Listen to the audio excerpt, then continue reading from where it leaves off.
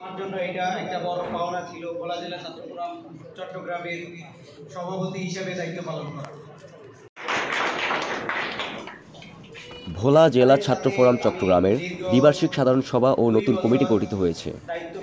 24শে জানুয়ারি শুক্রবার ছাত্র ফোরামের নন্দনকাননস্থ স্থায়ী কার্যালয়ে সংগঠনের সভাপতি ইমদাদুল হক ইমনের সভাপতিত্বে ও সাধারণ সম্পাদক শাহরিয়ার হাসানের সঞ্চালনায় প্রধান অতিথি হিসেবে উপস্থিত ছিলেন ভোলা জেলা ছাত্র ফোরাম চট্টগ্রামের অন্যতম উপদেষ্টা চট্টগ্রাম কলেজের সাবেক অধ্যক্ষ প্রফেসর এ কে ফজলুল হক।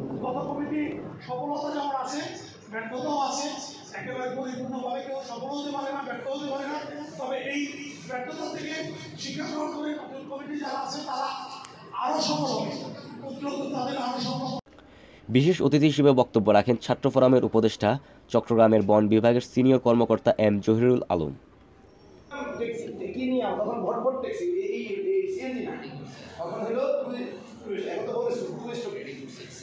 আমন্ত্রিত অতিথি হিসেবে উপস্থিত ছিলেন ভোলা ডেভেলপমেন্ট ফোরামের কেন্দ্রীয় সহসভাপতি মোহাম্মদ নূর নবী, চট্টগ্রাম সার্কেলের সহসভাপতি মোহাম্মদ ওয়াহিদুল ইসলাম এবং মোহাম্মদ আলী আসগর।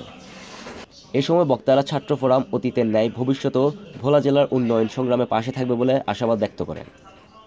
অনুষ্ঠানে আরও উপস্থিত ছিলেন ছাত্র ফোরামের স্থায়ী পরিষদের সদস্য ও সাবেক সভাপতি হাবিবুর রহমান, সাধারণ সম্পাদক রাসেল মির্জা, সহসভাপতি নুরুল ইসলাম মিলন, সহসভাপতি নুরুন নবী তুহিন, সাধারণ সম্পাদক শফিকুল আলম সবুজ, মোহাম্মদ শাহরিয়ার সহ অন্যান্য সাধারণ সদস্যবৃন্দ।